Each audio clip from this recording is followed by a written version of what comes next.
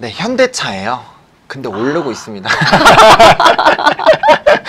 아니 네. 뭐 이거는 계속 몇 번씩이나 위계 종목의 이름을 네. 올렸던 종목이라서 사실. 근데 뭐 오늘 하루 최근에 좀 근데 네, 자사주 소각 이슈 네네, 때문에 맞아요. 네, 좋았죠. 그래서 사실은 이것도 최근에 한번 주요 토픽으로 꼽아볼까 하다가 네. 좀 말았었는데 자사주 소각 이슈가 나온 다음에 주가가 단기적으로 이렇게 좀 반등이 됐습니다. 네. 근데 일단은 좀 중요한 부분이 최근에 좀 뉴스 보셔서 아시겠지만 총파업 네. 오늘부터 가능성이 좀 부각이 되고 있거든요.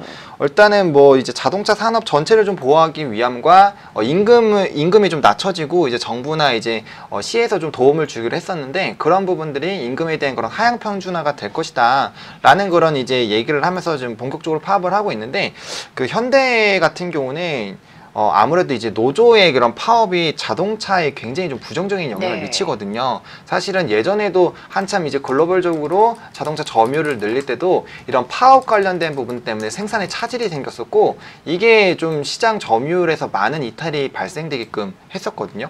근데 아시다시피 요번에 현대기아 같은 경우는 뭐 실적이 굉장히 좀 안 좋게 나왔고 가뜩이나 좀 부담이 되고 있는 이런 상황에서 좀 물론 이제 노조분들도 각자의 이유가 있으니까 이렇게 파업을 하겠지만 이게 사실 회사 측에서는 좋지가 않은 것이고 투자자들은 회사 측에서 좋지가 않으면 당연히 좀 주가의 매력 포인트가 좀 줄어들기 때문에 이러한 부분들을 좀 말씀드릴 수밖에 없다라고 말씀을 드리고 이 얘기했다고 막 파업하시는 분들한테 혼나고 막 이런 건 아니겠죠?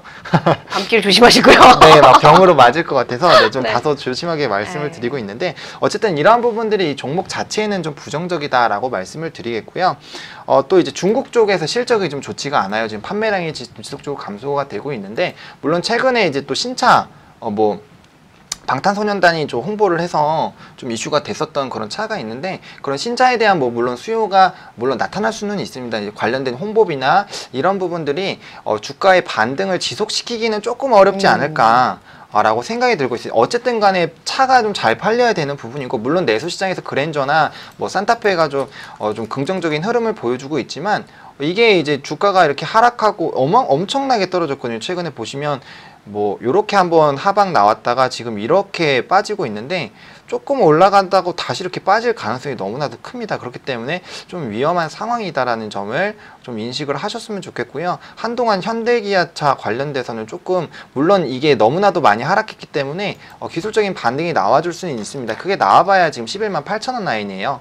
이거 보고 투자하기에는 사실 하방이 너무나도 많이 열려 있을 수가 있기 때문에 네. 좀 관련된 부분에서 좀 조심하자. 그리고 자사주 소각에 대한 부분이 얼마만큼 사실 오래가는 이슈가 아니거든요. 네. 그래서 그러한 부분들로 단기 투심이 좋아졌지만 지금 노조나 여러 가지 또 난항들이 있기 때문에 이러한 부분 좀 집중하셔가지고 이미 좀 주가 반등 나왔으니까 좀 대피를 한번 해보시는 것도 괜찮겠다라고 말씀을 드리겠습니다. 네, 그런 의미에서 자사주 소각 이슈는 길게 가지 않을 것으로 보고 최근에 주가 반등을 비롯하고 이제 앞으로의 전망에 대해서는 좀 불투명하다라는 의견입니다. 위기의 종목으로 파업 이슈가 또 재부각이 된 현대차 이름을 말씀드렸습니다.